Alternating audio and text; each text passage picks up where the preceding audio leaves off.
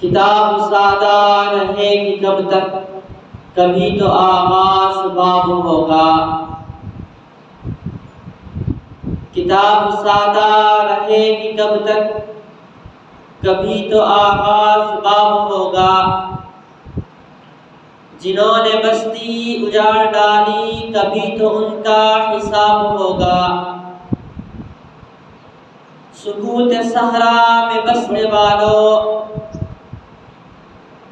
سکوت صحرا میں بسنے والوں، ذرا رتوں کا مزاج سمجھو۔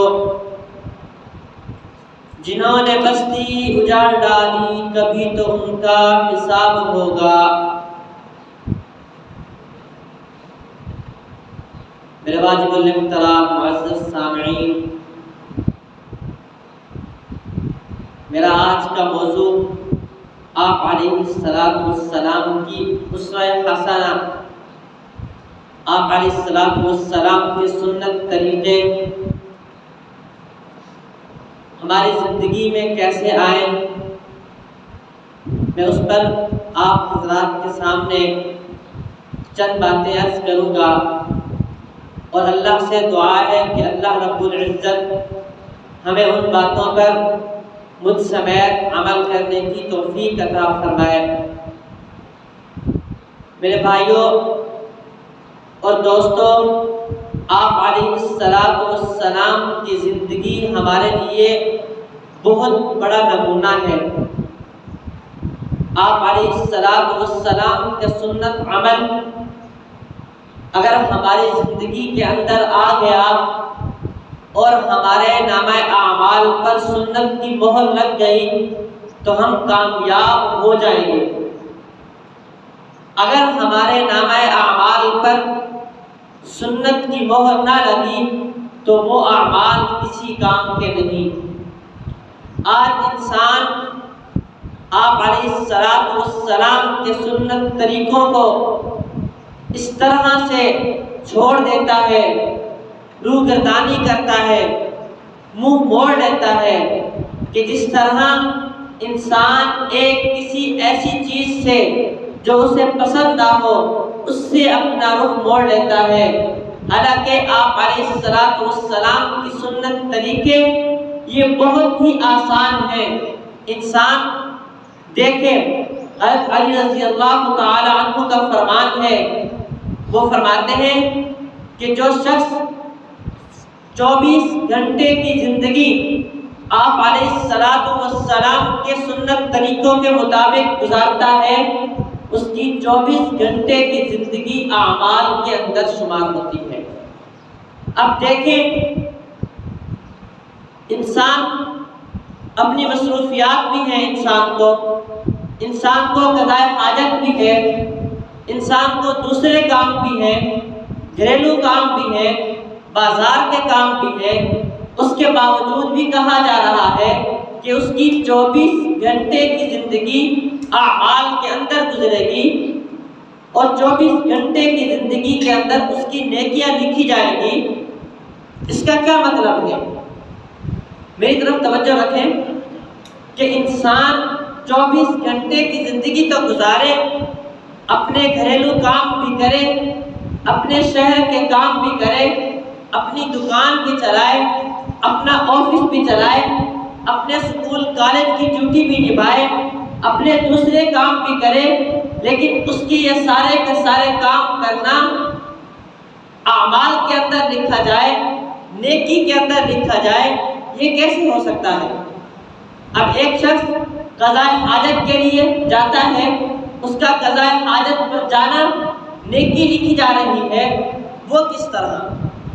ہم صبح کے وقت سوتے اپنے لیے ہیں، لیکن سونا ہمارے لیے نیکی لکھا جا رہا ہے، وہ کس طرح؟ اٹھتے ہیں، اٹھ کر کام اپنے لیے کرتے ہیں، وہ کام ہمارا نیکی لکھا جا رہا ہے، وہ کس طرح؟ دیکھیے، آپ علیہ السلام کا سنت عمل اگر سونے سے لے کر اٹھنے تک ہماری زندگی کے اندر آ گیا تو یہ 24 گھنٹے کی زندگی ہماری اعمال کے اندر شمار ہوگی، نیک عمل کے اندر شمار ہوگی۔ مشکل نہیں ہے، بہت آسان ہے۔ ہم صبح کے وقت اٹھتے ہیں، اٹھ کر دعا پڑھتے ہیں، الحمدللہ الذی احیانا بعدما اماتنا والیہ النشور، کہ اللہ تو نے مجھے زندہ کیا موت دینے کے بعد، تو نے مجھے زندہ کیا موت دینے کے بعد، اور ہم نے تیری طرف لوٹنا ہے۔ کیا مطلب؟ ہم کون سا مرے تھے جو اللہ ہمیں کہہ رہا ہے کہ ہم نے تجھے زندہ کیا تجھے موت دینے کے بعد؟ اس سے مراد کہ نیند یہ موت کی بہن ہے۔ انسان سوتا ہے، آپ علیہ السلام کے سنت عمل کے مطابق سوتا ہے، دائیں کروٹ میں سوتا ہے، اپنا دایاں ہاتھ اپنے سر کے نیچے رکھتا ہے، اپنے چہرے کے نیچے رکھتا ہے، اور اپنا بایاں ہاتھ اپنے ران کے اوپر رکھ کر سوتا ہے۔ یہ سنت عمل ہے، اس پر سونے پر اس کو اجر مل رہا۔ آپ علیہ السلام نے فرمایا ایک سنت کو لے لو، ایک سونے کی سنت کو انسان لے لے کہ سونا کس طرح ہے۔ اب بائیں کروٹ پہ سوئے گا پھر بھی نقصان، سیدھا سوئے گا پھر بھی نقصان، الٹا سوئے گا پھر بھی نقصان۔ اگر سوئے گا دائیں کروٹ پر اور کعبے کی طرف منہ کر کے سوئے گا تو اس کو ثواب بھی ملے گا اور اس کے لیے فائدہ مند بھی ہے۔ اب بائیں کروٹ پہ سونے کا نقصان کیا ہے؟ ایک بہت بڑے ڈاکٹر، ایک سائنسدان نے یہ بات لکھی ہے کہ جو شخص بائیں کروٹ پر سوتا ہے اس کا دل نیچے آ جاتا ہے، اس کا دل نیچے آ جاتا ہے۔ جس طرح ایک پمپ پہلی منزل پر ہو اور وہ 5ویں 6ٹھی منزل پر پانی صحیح طرح نہیں پہنچا سکتا، اسی طرح دل یہ چھوٹا سا ہے، جب یہ خون گردش کرتا ہے، پمپ کرتا ہے، تو یہ خون انسان کی اس طرف دائیں طرف نہیں پہنچ سکتا پوری طرح، سر تک نہیں پہنچ سکتا پوری طرح، تو پھر انسان کو دل کا مسئلہ بنتا ہے۔ جب دل پر وزن آتا ہے تو دل کا مسئلہ بنتا ہے۔ جب انسان سیدھا سوتا ہے تو سیدھا سونے کے 2 نقصان ہیں۔ انسان سیدھا سوتا ہے تو انسان کی ریڑھ کی ہڈی یہ ٹیڑھی ہے، اللہ نے اس کے اندر ٹیڑھا پن رکھا ہے۔ جب ہم سیدھا سوئیں گے تو اس کے اندر سیدھا پن آئے گا۔ جب اس کے اندر سیدھا پن آئے گا تو ہمارے پٹھے کمزور پڑ جائیں گے، ہمارے پٹھے کمزور پڑ جائیں گے، اور اس کے سیدھا پن کی وجہ سے انسان کی ریڑھ کی ہڈی کے اندر تکلیف شروع ہو جائے گی۔ اس سے کیا پتہ چلا کہ سیدھا سونا بھی نقصان ہے۔ الٹا سوئیں گے تو سارے کا سارا وزن انسان کا دل کے اوپر آ جائے گا، تو انسان کو ہارٹ اٹیک ہو سکتا ہے اور مصیبت کے اندر انسان جا سکتا ہے۔ تو اس سے کیا پتہ چلا کہ اللہ کے نبی نے جو اپنی سنت عمل بتایا تھا وہ سب سے زیادہ اہم ہے، کیونکہ اللہ کے نبی اپنی امت کے لیے صرف نبی نہیں تھے بلکہ حکیم بھی تھے، اور عام حکیم نہیں۔ آج 1400 سال گزرنے کے بعد بھی انسان کی باتوں کو جاننے والے حکیم تھے۔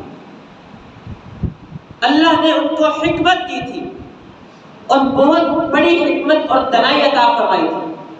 اس لیے اللہ کے نبی نے اپنا جو بھی سنت عمل ہمیں بتایا وہ انسان کے لیے فائدہ مند ہے اور 100% فائدہ مند ہے۔ اب دیکھیے، انسان قضاء حاجت کے لیے جاتا ہے، قضاء حاجت کے لیے جاتا ہے۔ اب طریقہ بتا دیا، جب قضاء حاجت کے لیے جانا ہے تو بایاں پاؤں پہلے رکھنا ہے، دایاں بعد میں رکھنا ہے، اور دعا پڑھنی ہے، بسم اللہ اللہم انی اعوذ بک من الخبث والخبائث۔ اب اندر جا رہا ہے، اپنی تکلیف کو دور کرنے کے لیے جا رہا ہے، اپنے لیے فائدہ کرنے کے لیے جا رہا ہے، لیکن اس کو اجر مل رہا ہے۔ اس کو ایک یہودی نے کہا کہ بھئی ان کا دین کیسے ہے، قضاء حاجت کے لیے جاؤ پھر بھی عمل، اپنی بیوی کے پاس جاؤ پھر بھی عمل، اپنے گھریلو کام کے لیے جاؤ پھر بھی عمل۔ اب اللہ کے نبی ایک دفعہ اپنا سنت طریقہ بتا رہے تھے کہ جب انسان اپنی قضاء حاجت کے لیے جائے تو اپنے دونوں کوہنیاں اپنے گھٹنوں پر رکھے اور اپنے ہاتھ اپنے سر پر رکھے، اس انداز سے بیٹھے، اس انداز سے قضاء حاجت کے لیے بیٹھے۔ اب وہ یہودی سن رہا تھا، اس نے کہا کہ دیکھو جی ان کا نبی جی کیسا دین ہے ان کا، اب یہ بھی کوئی بات بتانے کی ہے، یہ بھی کوئی بات بتانے کی ہے، بھئی قضاء حاجت کے لیے جائے اس طرح سے بیٹھے، اس طرح کی باتیں بھی کوئی بتاتا ہے۔ اب ہوا یوں کہ وہ جنگل کے اندر گیا، جنگل کے اندر گیا، اس کو قضاء حاجت آیا۔ اب وہ قضاء حاجت کے لیے جب بیٹھنے لگا، اس نے کہا، اس کے ذہن کے اندر آیا کہ کیوں نہ میں ان کے نبی کے عمل کے مطابق بیٹھوں، دیکھتا ہوں کیا ہوتا ہے۔ ان کا نبی جو اتنے اہتمام کے ساتھ ان کو بیان کر رہا ہے، میں بھی تو ویسے بیٹھ کر دیکھوں کہ ہوتا کیا ہے۔ اب اس نے اس طریقے پر بیٹھ گیا، اپنی دونوں کوہنیاں اپنے گھٹنوں پر رکھیں اور اپنے دونوں ہاتھ اپنے سر پر رکھ کر بیٹھ گیا۔ اب اس کا کوئی دشمن تھا جو اس تاڑ کے اندر تھا کہ میں اس کو کسی نہ کسی طریقے سے علیحدہ دیکھوں اور میں اس کے اوپر حملہ کروں، اور وہ درخت کے اوپر بیٹھا ہوا تھا۔ اس نے ادھر سے رسا لپیٹا اور لپیٹ کر اس کی طرف پھینکا۔ جب پھینکا تو وہ رسا اس کے گلے میں آنا تھا، اس نے یوں ہاتھ رکھے ہوئے تھے تو وہ رسا یہاں پر اٹک گیا۔ جب رسا یہاں پر اٹکا تو اس نے جلدی سے اس رسے کو چھڑوا لیا، اور وہ کس مصیبت سے بچ گیا؟ مرنے سے بچ گیا۔ ایک سنت پر عمل کیا تو اپنی جان سے بچ گیا، فوراً آ کر مسلمان ہو گیا۔ فرمایا میں نے ایک سنت پر عمل کیا ہے اور میری جان بچ گئی ہے، اگر میری زندگی کے اندر ساری سنتیں آئیں تو میری دنیا بھی بن جائے گی، میری آخرت بھی بن جائے گی۔ آپ علیہ الصلوۃ والسلام پانی کا طریقہ بیان کر رہے ہیں کہ جو شخص پانی پیے 3 سانس کے اندر پیے، بسم اللہ کر کے شروع کرے، 3 سانس کے اندر پیے، جب پی لے تو الحمدللہ کہے۔ اور ایک اور بات، پینے سے پہلے پانی کے برتن کے اندر جھانک کر دیکھے۔ ایک یہودی پاس بیٹھا تھا، فرمایا یہ بھی کوئی طریقہ ہے، یہ بھی کوئی بات ہے بتانے کی، ہر کوئی اس طرح کرتا ہے۔ اب رات کا وقت ہے، اپنے گھر گیا، اس نے اپنی اہلیہ سے کہا کہ میرے لیے پانی لاؤ۔ اب وہ اس کے لیے پانی لائی۔ اس نے کہا کیوں نہ میں ان کے نبی کے بتائے ہوئے طریقے کے مطابق پانی پیوں، ان کے نبی کے بتائے ہوئے طریقے کے مطابق پانی پیوں۔ اس نے بسم اللہ پڑھی۔ سب سے پہلے اس نے پانی کے اندر دیکھا، جب پانی کے اندر دیکھا تو ایک زہریلا بچھو اس پانی کے گلاس کے اندر تھا۔ اگر وہ پیتا اس طرح پانی جس طرح وہ پہلے پانی پیتا تھا تو وہ مر جاتا، وہ مر جاتا، وہ بچھو اس کو ڈس مار لیتا۔ لیکن اس نے میرے نبی کے ایک چھوٹے سے سنت عمل کو اپنایا، مسلمان نہیں ہے، مسلمان نہیں ہے، ایک سنت طریقے کو اپنایا، اپنی زندگی کے اندر لے کر آیا، اللہ نے اس کی جان بچا لی۔ سوچنا ہمیں ہے، اگر ہماری زندگی کے اندر ایک سنت عمل بھی آ گیا، اللہ کے نبی نے فرمایا علیکم بسنتی وسنت الخلفاء الراشدین المہدیین، میری سنتوں پر عمل کرو اور میرے خلفائے راشدین کی سنتوں پر عمل کرو۔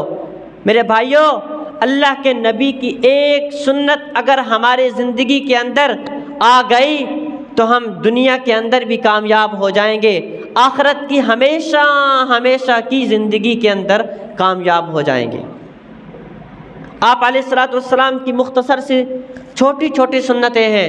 انسان بازار کے اندر جاتا ہے، چوتھا کلمہ پڑھ لے، سنت ہے، چوتھا کلمہ پڑھ لے، وہاں کے ہر طرح کی فتنہ فساد سے بچ جائے گا،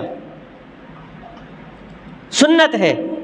انسان چلتا ہے، چلتا ہوا دیکھتا ہے بکریوں کا ریوڑ جا رہا ہے، سورۃ الکوثر کی تلاوت کرتا ہے، جتنے بکریوں کے جسم پر بال ہیں اللہ اس سے دگنا اس کو اجر عطا فرماتا ہے۔ سنت ہے، ایک سنت ہے، عمل کتنا بڑا ہے، ایک سنت ہے، عمل کتنا بڑا ہے۔ صحابہ کرام رضی اللہ تعالیٰ عنہ اجمعین نے فرمایا، اے اللہ کے نبی، پہلی امتیں ان کے لوگوں کی عمریں اتنی 100 سال، 300 سال، پتہ نہیں کتنے 100 سال ان کی عمریں، اور ان کے اندر جو مسلمان ہوں گے وہ تو ہم سے زیادہ نیک ہوں گے، ہم سے آگے بڑھ جائیں گے۔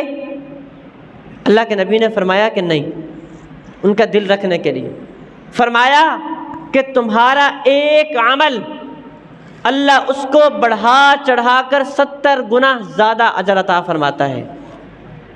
فَمَن يَعْمَلْ مِثْقَالَ ذَرَّةٍ، اگر تم ایک ذرہ برابر بھی اجر کرتے ہو، اگر تم ایک عمل کے لیے سوچتے ہو، اللہ تمہیں اس سوچنے پر بھی اجر عطا فرماتا ہے، اور جب تم سوچ لیتے ہو اور سوچ کر اس عمل کو کرتے ہو تو اللہ تمہیں اس کرنے پر 10 گنا زیادہ اجر عطا فرماتے ہیں۔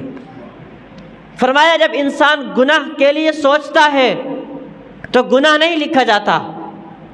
اب توازن آپ کے سامنے ہے، توازن آپ کے سامنے ہے، آپ نے خود فیصلہ کرنا ہے کہ انسان اعمال کے لیے سوچتا ہے، عمل کرتا نہیں، لیکن نیکی لکھی جاتی ہے، عمل لکھا جاتا ہے۔ گناہ کے لیے سوچتا ہے تو گناہ نہیں لکھا جاتا۔ حالانکہ توازن تو یہ تھا کہ ہم گناہ کے لیے سوچتے تو ہمارا گناہ بھی لکھا جاتا، جس طرح ہم نیکی کے لیے سوچتے ہیں تو نیکی لکھی جاتی ہے۔ اللہ نے فرمایا نہیں، میں اپنے بندے کے ساتھ ڈھیل کا معاملہ کرتا ہوں، رحم کا معاملہ کرتا ہوں۔ اس پر ایک واقعہ ذہن میں آیا، حضرت شبلی رحمۃ اللہ علیہ بہت بڑے اللہ والے گزرے ہیں۔ وہ فرماتے ہیں کہ میں اپنے مرشد کے پاس گیا تو مرشد نے مجھے کتنے عرصہ تک کام کے لیے لگایا، پھر ایک دن بلایا خلافت دینے کے لیے، تو وہاں پر ایک بہت بڑے اللہ والے کا بیان ہو رہا تھا، اللہ کی ذات پر، اللہ کی ذات پر۔ ادھر امام شبلی کا رابطہ اللہ کے ساتھ ملا ہوا تھا، دل اللہ کے ساتھ ملا ہوا تھا۔ جب اللہ کی تعریف، اللہ کا نام امام شبلی کے دل پر پڑا تو لائن اللہ سے ملی تو الہام ہوا امام شبلی رحمۃ اللہ علیہ کو۔ اللہ نے فرمایا، اے شبلی تو کس گھمنڈ کے اندر ہے؟ اگر میں تیری برائیاں لوگوں کے سامنے بیان کر دوں تو تجھے کوئی دیکھنے والا بھی نہ رہے، تجھے کوئی دیکھنے والا بھی نہ رہے۔ امام شبلی نے فرمایا اچھا، پھر الہام ہوا، فرمایا یا اللہ اگر یہ بات ہے تو پھر اگر میں تیری رحمت کو لوگوں کے سامنے بیان کر دوں تو تجھے سجدہ کرنے والا بھی کوئی نہ رہے، تجھے سجدہ کرنے والا بھی کوئی نہ رہے۔ تو اللہ نے پھر الہام فرمایا، شبلی تو لوگوں کے سامنے میری بات کو بیان نہ کرنا، میں لوگوں کے سامنے تیری بات کو بیان نہیں کرتا۔ میں عرض کر رہا تھا کہ اللہ کے پاک پیغمبر علیہ السلام کی زندگی، ان کا طریقہ ہماری زندگی کے اندر کس طرح ہے، ہمارا چلنا، ہمارا پھرنا، ہمارا اٹھنا، ہمارا بیٹھنا، ہمارا ملنا، ہمارے رشتہ داروں کے پاس جانا، بازار کے اندر جانا، اپنے ماں باپ کے ساتھ پاس بیٹھنا، یہ سنت طریقے کے مطابق بن جائے، اس کے لیے ایک مختصر سی محنت ہے۔ کوئی پہاڑ توڑنے کی بات نہیں، کسی چیز کی ضرورت نہیں۔ انسان مسجد سے باہر نکلتا ہے، دایاں پاؤں پہلے رکھتا ہے، بایاں پاؤں پہلے رکھتا ہے، دایاں پاؤں بعد میں رکھتا ہے۔ اب یہ انسان کے دل کے اندر ہو، میں نے بایاں پاؤں پہلے رکھنا ہے، پھر دعا پڑھنی ہے، اللہم انی اسألک من فضلک ورحمتک۔ جب داخل ہونا ہے تو دایاں پاؤں پہلے رکھنا ہے، بایاں بعد میں رکھنا ہے، تو دعا پڑھنی، اللہم افتح لی ابواب رحمتک۔ جب گھر کے اندر جانا ہے تو دعا پڑھنی ہے، گھر سے نکلنا ہے تو دعا پڑھنی ہے۔ اللہ کے پاک پیغمبر علیہ الصلوۃ والسلام نے فرمایا کہ جو شخص اپنے ماں باپ کو دن کے اندر جتنی مرتبہ مرضی خوش چہرے کے ساتھ اپنے چہرے پر خوشی لا کر اپنے ماں باپ کی زیارت کرتا ہے تو اللہ اس کو مقبول حج عمرے کا ثواب عطا فرماتے ہیں۔ انسان لاکھوں روپے لگا کر حج عمرے کے لیے جاتا ہے، کروڑوں روپے لگا کر حج عمرے کے لیے جاتا ہے، کیا پتہ حج عمرہ قبول بھی ہوتا ہے یا نہیں۔ ایک واقعہ ذہن میں آیا، ایک شخص ہر سال حج کرنے کے لیے جاتا ہے، بیت اللہ کا طواف کرتا ہے، لبیک اللہم لبیک کی صدائیں لگاتا ہے، اندر سے آواز آتی ہے لا لبیک لا لبیک، تیرا حج قبول نہیں، تیرا عمرہ قبول نہیں۔ ہر سال آتا ہے، ہر دفعہ آتا ہے اللہ کے در پہ اور اسی طرح واپس لوٹ جاتا ہے۔ حج کے لیے 40 سال کتنا عرصہ گزر گیا، وہ اللہ والا آ رہا ہے، طواف کرتا ہے، یہی جواب ملتا ہے لا لبیک لا لبیک، تیرا حج قبول نہیں۔ تو ہم جاتے ہیں، میں اور آپ، ہم میں سے کوئی جاتا ہے، اس کا حج قبول ہوتا ہے، ہمیں پتہ ہے۔ لیکن یہاں ماں باپ کی زیارت کرنے پر اگر ہم 40 مرتبہ بھی دن کے اندر زیارت کرتے ہیں تو ہمیں 40 حج اور عمرے کا ثواب ملتا ہے، کوئی پیسہ نہیں۔ پیسہ ہے، ماں باپ کہتے ہیں ہماری زیارت کے لیے ہمیں پیسے دو، 2 لاکھ روپے دو، 8 لاکھ روپے حج کے لیے لگتا ہے، دو ہمیں۔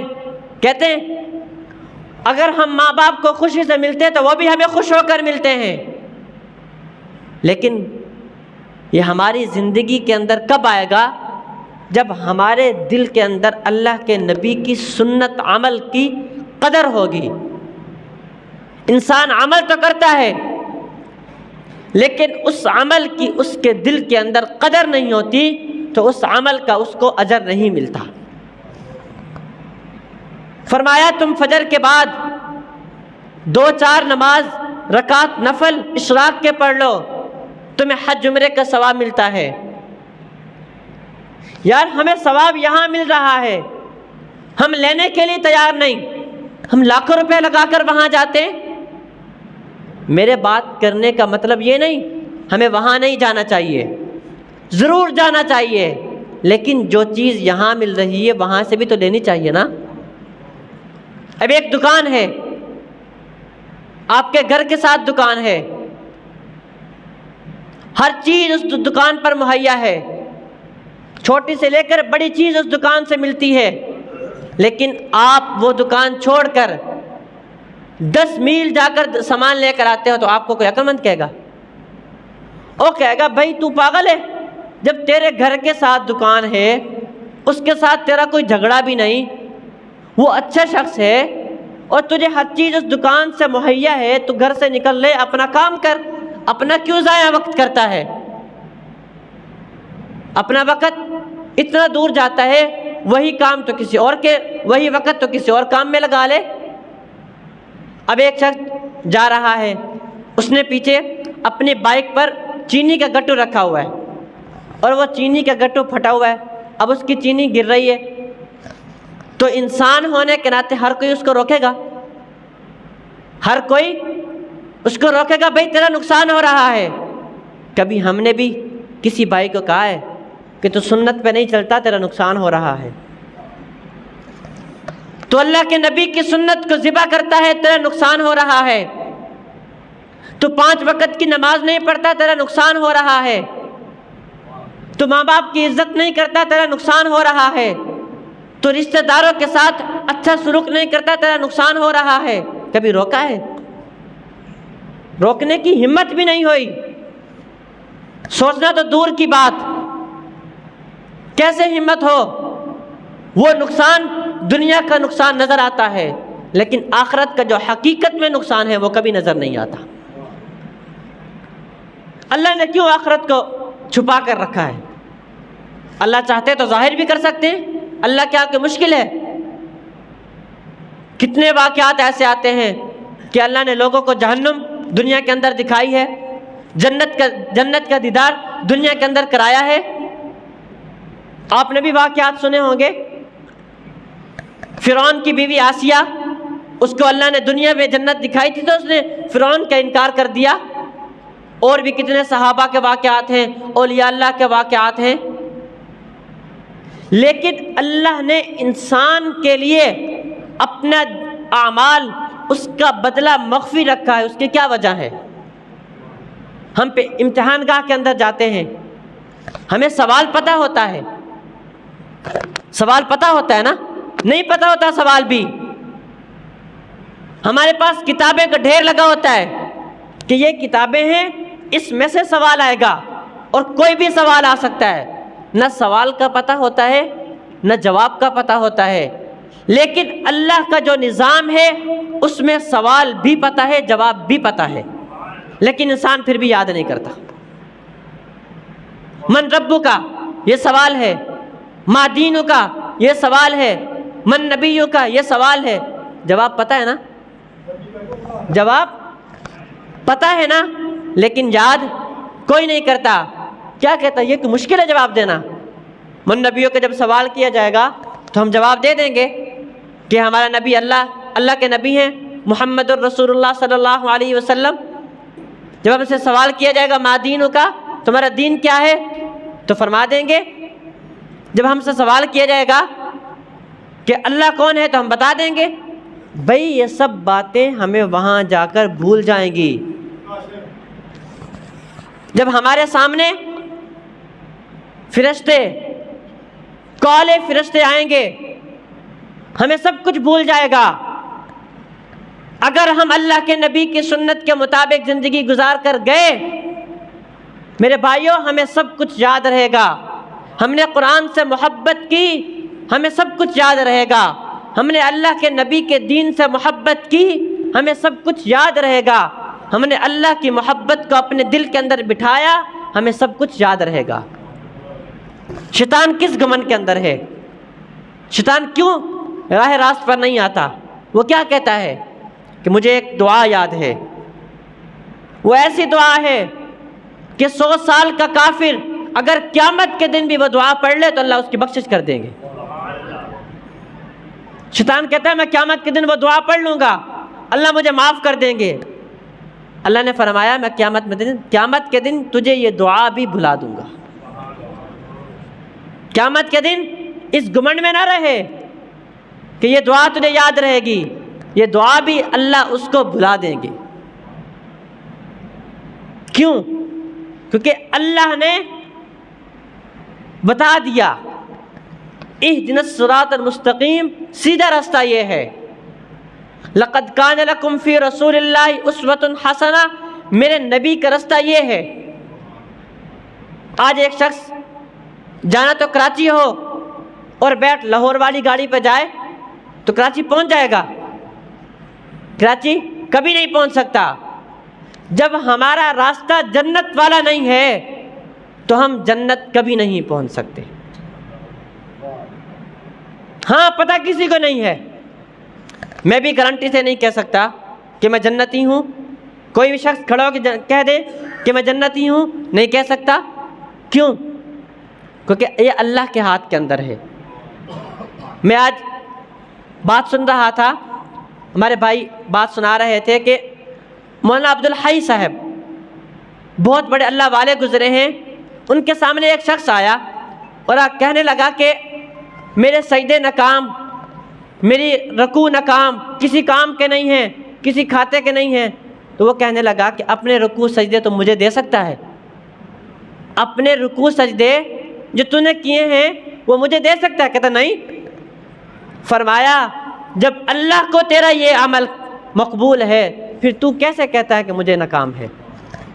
آج انسان مسجد کے اندر آتا ہے اور آ کر دعا کرتا ہے اور کہتا ہے میری دعا قبول نہیں ہوتی۔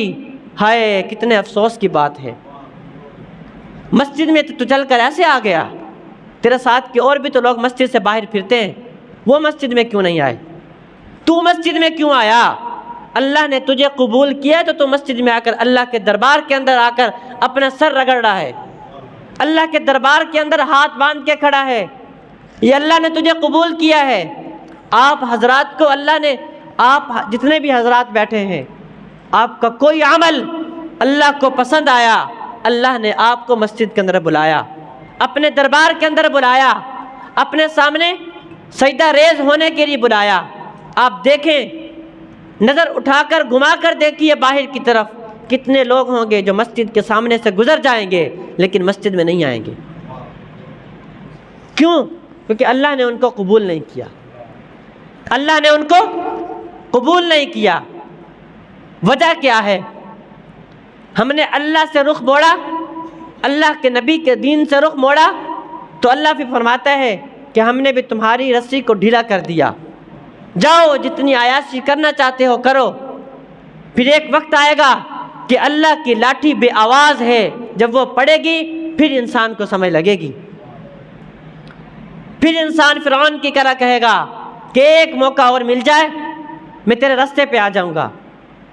موقع اب ہے ہمارے پاس، آج موقع ہے بننے کے لیے، اپنے آپ کو کچھ بنانے کا موقع ہے تو آج ہے۔ جب موت آئی، موت کا فرشتہ سامنے آیا، تو جب موت کا فرشتہ سامنے آیا تو پھر سب کچھ ختم۔ پھر جتنی چاہے توبہ کر لے، جتنی چاہے کلمے پڑھ لے، جتنی چاہے استغفار کر لے، کسی کام کا نہیں، کسی کھاتے کا نہیں۔ کیوں؟ اب تو نے موت کو دیکھ کر تو نے مجھے یاد کیا، پہلے میں تجھے یاد نہیں آیا تھا؟ جب تو تندرست تھا اس وقت تو تجھے میں یاد نہ آیا، اب مصیبت آئی ہے تو مجھے یاد کرتا ہے۔ اللہ نے پھر بھی کبھی اپنے بندے کو نہیں چھوڑا، کبھی چھوڑا ہے؟ آج آپ کسی وزیر کے پاس جاؤ اور اس کی خوشی کے ساتھ اپنے، جب تمہارے پاس پیسہ ہو تم اس کی دعوت نہ کرنا، اور اس کو پتہ بھی چل جائے اس بات کا، آج اس کے پاس پیسہ آیا اس نے میری دعوت نہیں کی، کل کو تمہارے پاس پیسہ ختم ہو اور تم اس کی دعوت پہ جانا، دیکھنا وہ تمہارے ساتھ کیا حشر کرتا ہے۔ آج ہم اللہ کے لیے، جب ہم پر خوشی آتی ہے ہم اللہ کو چھوڑ دیتے ہیں، اللہ کے نبی کی سنت طریقوں کو چھوڑ دیتے ہیں۔ جب ہم پر مصیبت آتی ہے ہم مسجد کے اندر آتے ہیں، اللہ کے سامنے آتے ہیں۔ کبھی ہمیں اللہ نے بھی کہا ہے کہ تو چلا جا یہاں سے؟ کبھی کہا ہے اللہ نے ہمیں؟ اللہ فرماتا ہے کوئی نہیں، دن کا بولا رات کو گھر آ جائے اس کو بولا نہیں کہتے۔ کوئی نہیں، میرا بندہ آیا تو ہے میرے پاس، آیا تو ہے میرے پاس، ندامت کے آنسو لے کر آیا تو ہے میرے پاس، اللہ اس کو معاف کر دیتے ہیں۔ اللہ نے فرمایا اے میرے بندے، اگر تو زمین سے لے کر آسمان تک کے خلا کو اپنے گناہوں کے ساتھ بھر دے، کوئی بھر نہیں سکتا، کسی کے اندر طاقت نہیں ہے کہ بھر سکے۔ اگر سمندر کی جھاگ کے برابر بھی تمہارے گناہ ہوئے اور تم میرے دربار میں آ کر ایک مرتبہ صدق کے دل سے استغفار کرنا، میں تمہارے سارے گناہوں کو معاف کر دوں۔ انسان جمعہ پڑھ کے مسجد سے باہر جاتا ہے تو اللہ اس کے گناہوں کو ایسے معاف کر دیتے ہیں جیسے ابھی وہ بچہ، جس طرح بچہ اپنی ماں کے پیٹ سے نکلتا ہے اس کے جسم پہ کوئی گناہ نہیں ہوتا، جب ہم مسجد سے باہر نکلتے ہیں جمعہ پڑھ کے تو اللہ ہمیں اسی طرح صاف شفاف کر کے باہر نکالتا ہے۔ ہم جاتے ہیں پھر اپنی دنیا کے اندر اپنے گناہوں کے اندر مگن ہو جاتے ہیں۔ جمعہ پڑھ لیا ہفتے کے اندر کافی ہے، بھئی جمعہ تو پڑھتے ہیں، بھئی باقی نمازیں کس نے پڑھنی ہیں؟ کبھی ہم نے یہ کہا ہے یار آج میں روٹی نہیں کھاتا، آج کھانا نہیں کھاتا، 2 دن کے بعد کھاؤں گا، اور یار کل تو کھایا میں نے۔ جس طرح ہم کہتے ہیں بھئی جمعہ تو پڑھ لیا ہم نے، اگلے ہفتے جمعہ بھی پڑھ لیں گے، جمعہ تو پڑھتے ہیں نا۔ ہم اب کیا کہتے ہیں؟ جمعہ تو پڑھتے ہیں، باقی نمازیں بھی پڑھ لیں گے۔ کبھی ہم نے یہ بھی کہا کہ ہفتے کے اندر 1 دن روٹی کھاتے ہیں باقی دن نہیں کھائیں گے؟ یہ بات تو سمجھ آتی ہے جو اپنی پیٹ کی بات ہے، لیکن جو آخرت کی بات ہے، جو قبر کی بات ہے، وہ سمجھ کیوں نہیں آتی؟ کیا ہم نے اللہ کو موت نہیں دینی؟ اللہ کو جان نہیں دینی؟ کیا قبر کی گھاٹی کے اندر نہیں جانا؟ کیا قبر کی گھاٹی ایسی ہے کہ ہم اس کے اندر چلے جائیں گے؟ وہ ایک کوٹھا ہے، اس کے اندر ایئر کنڈیشن لگا ہوگا، اس کے اندر لائٹیں لگی ہوں گی، سارا کچھ ہمارے لیے پہلے لگا ہوگا اور ہم سکون سے جا کر اس کے اندر لیٹ جائیں گے، ایسا ہے؟ نہیں۔ اللہ کے پاک پیغمبر علیہ السلام نے فرمایا لوگوں، قبر یا تو جنت کے باغوں میں سے ایک باغ ہے یا جہنم کے گڑھوں میں سے ایک گڑھا ہے۔ جب فاطمہ رضی اللہ تعالیٰ عنہ کا جنازہ رکھا گیا تو ایک شخص نے کہا اے قبر تجھے پتہ ہے یہ کس کی میت ہے؟ تو قبر سے آواز آئی میرے یہاں حسب و نسب نہیں چلتا، میرے ہاں حسب و نسب نہیں چلتا، چلتا ہے تو اچھا عمل چلتا ہے۔ ہمارے پاس کیا ہے؟ کچھ ہے ہمارے پاس؟ ہم اپنے گربان میں جا کر دیکھیں ہمارے پاس اچھا عمل ہے کوئی آگے لے کر جانے والا؟ میں اپنی بات بھی ساتھ کر رہا ہوں، میں اپنی بات بھی ساتھ کر رہا ہوں کہ میرے پاس بھی کچھ نہیں ہے آگے لے کر عمل جانے والا۔ ہم کس طرح اللہ کے نبی کے سامنے حوض کوثر پر منہ دکھائیں گے؟ ہم کس شکل کے ساتھ اللہ کے سامنے پیش ہوں گے اور کس گھمنڈ کے ساتھ جائیں گے اللہ کے نبی کے ہاتھ سے حوض کوثر پینے کے لیے؟ دنیا میں رہ کر اللہ کے نبی کی سنت کو اس طرح ذبح کرتے ہیں جیسے کہ بکرے کو ذبح کیا جاتا ہے۔ ہمارے دل کے اندر ایک ذرہ برابر بھی کبھی خوف نہیں پیدا ہوا اور ہم اللہ کے نبی سے عشق کرتے ہیں۔ یہ کیسا عشق ہے؟ دنیا کا عشق، اگر معشوق اپنے عاشق کو کوئی بات کہہ دے تو عاشق مر جاتا ہے اس کی بات پر، اپنی جان بھی دے دیتا ہے، لیکن اللہ کے نبی سے ایسا عشق ہے کہ ہمیں ہماری ماں کہتی ہے، ہماری اپنی بہن کہتی ہے کہ بھائی تو چھوٹا ہے تو مسجد میں نہ جا، ابھی تیری عمر کیا ہے داڑھی رکھنے کی، جب تو بڑا ہو جائے گا پھر رکھ لینا، ابھی تیری عمر کیا ہے نیک عمل کرنے کی، نماز پڑھنے کی، جب تو بڑا ہو جائے گا پھر پڑھ لینا۔ یہ ہمارے کانوں سے سنی ہوئی باتیں ہیں۔ رجمن بالغیب، بن دیکھے تیر نہیں برسا رہا، ہم نے سنا ہے ان کانوں سے، ان آنکھوں سے دیکھا ہے بہت سے گھروں کو اپنی اولاد کو کہتے ہوئے، باپ اپنے بیٹوں کو کہہ رہا ہوتا ہے مسجد میں نہ جا، گھر میں نماز پڑھ لے، اور سکول کے لیے وہ پتہ نہیں کتنے کلومیٹر دور بھیج رہا ہوتا ہے اور مسجد کے لیے 2 گز سفر طے کرنے کی اجازت نہیں دیتا۔ اللہ سے دعا ہے کہ اللہ ہمیں 100% نہ صحیح 1% ہی صحیح سنت طریقوں پر عمل کرنے کی توفیق عطا فرمائے۔ جب ہم سنت پہ چل پڑے تو 100% تک امید ہے کہ پہنچ جائیں گے۔ جب انسان پہلی سیڑھی پہ قدم رکھتا ہے تو اس کی کوشش ہوتی ہے کہ وہ آخری سیڑھی پہ چڑھ جائے گا ایک نہ ایک دن، وہ ڈائریکٹ آخری سیڑھی پہ چڑھنا چاہے تو کبھی نہیں چڑھ سکتا۔ اس لیے اللہ سے دعا ہے کہ اللہ ہمیں آپ علیہ الصلوۃ والسلام کی پہلی سنتوں پر اور مختصر سنتوں پر عمل کرنے کی توفیق عطا فرمائے۔ وآخر دعوانا الحمدللہ رب العالمین۔